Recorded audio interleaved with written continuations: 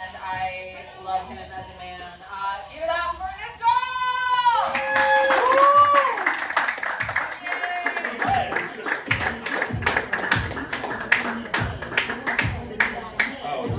Whenever one makes me, people can hear me. What's up, everybody? How you guys all doing? What's up for Kate and OJ over here?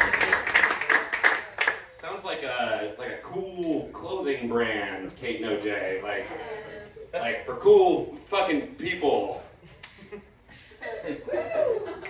Not like for fuck. Okay. I'm gonna move on. What's going on, everybody? My name's Nidal. It's an Arabic name. My dad was born and raised in the Middle East, and when he moved here, he wanted to name his firstborn Nidal. That's me. So obviously, I have two younger brothers. Their names are Ryan and Connor.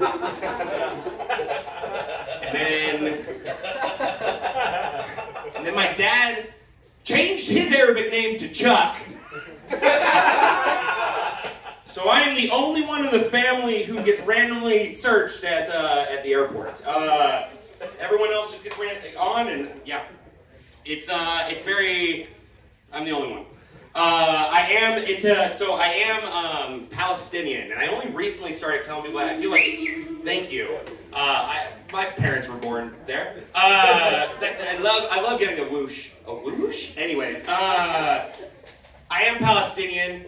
It's very interesting when you tell people that you're Palestinian because the reaction is always just about the same. It's like, hey, oh my God, I'm so sorry. It's such a complicated situation over there with all the stuff, with all the things. It's a very complicated situation over there. That's always the reaction I get. Very complicated situation over there.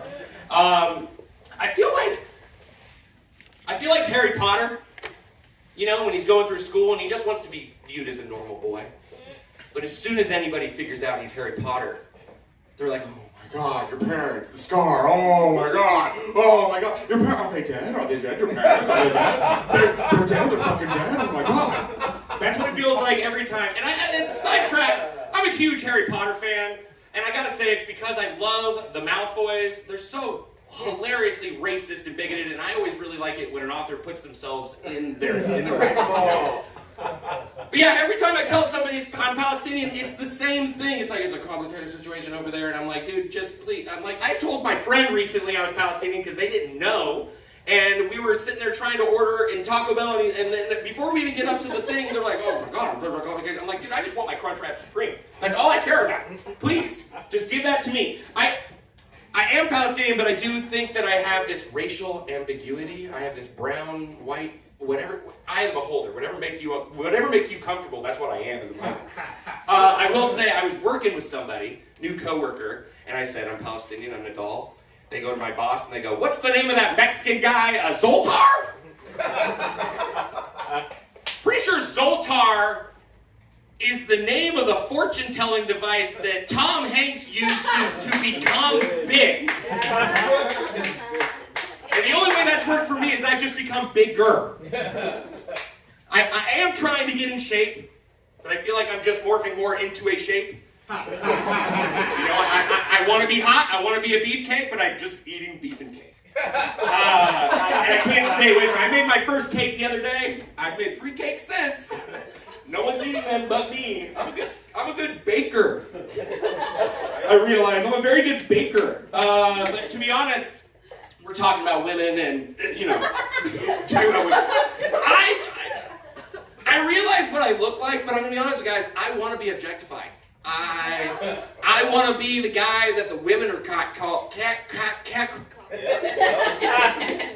want to be the guy the women are catcalling. I want to be the guy that the guys are catcalling. Stop looking at the girls. You know, we want that too.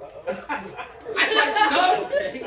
Just a little. I work at this place, and we started having this new wear, like this new shirts and shit, and we wanted some of our employees to model them. And I noticed my boss asked everyone but me. And I'm like, just objectify me, man. I'll wear the shit out of that shirt. I just want to be objectified. That's all I'm trying to say. Thank you.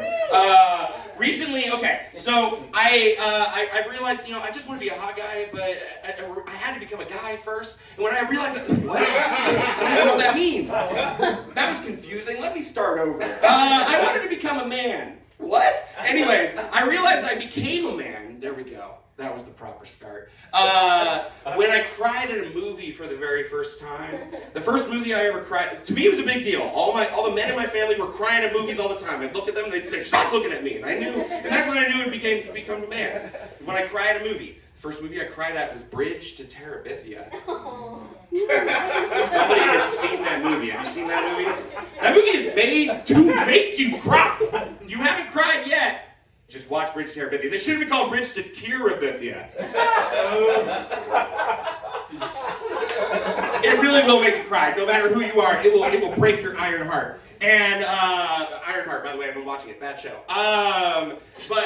Anyways, I did finally. I watched that movie. I cried, but I will. I forever remember the movie I almost cried at, and I feel like I got my manhood taken away from me because I wanted to cry and become a man, and that was at I Am Legend. I was in the theater at I Am Legend, and I'm gonna spoil a moment for you guys. I mean, the movie's like 30 years old, but I'm gonna spoil a moment for you guys. There's a moment where Will Smith has to kill his dog.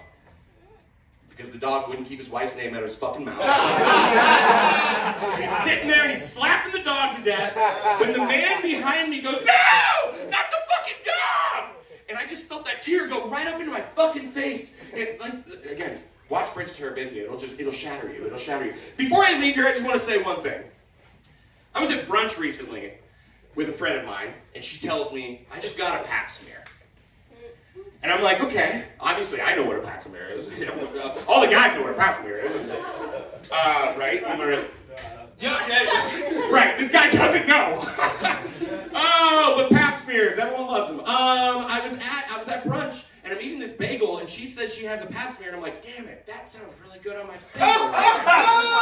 Like, that sounds really good. And pap smear is one of those words that just sounds delicious. Okay, I obviously really know what the word is, but I think it sounds delicious. And I tell her that, and she was like, "It's not." So here's my thought though. I'm thinking about this pap smear, which makes me start thinking about, wait a minute, it'd be great if I had enough money to open up a themed restaurant, and I would call it Plate Sencha. And the whole restaurant is based and operated, catered towards women. We want to have this theme. It's a restaurant. It's a themed women restaurant. That's the theme, is women. Obviously, it's owned and operated by men. There is not a single woman who works there.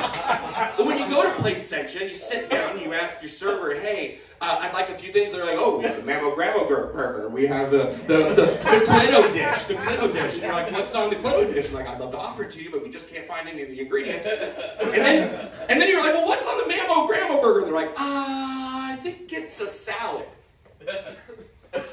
That was my highlight joke. Thank you, everybody.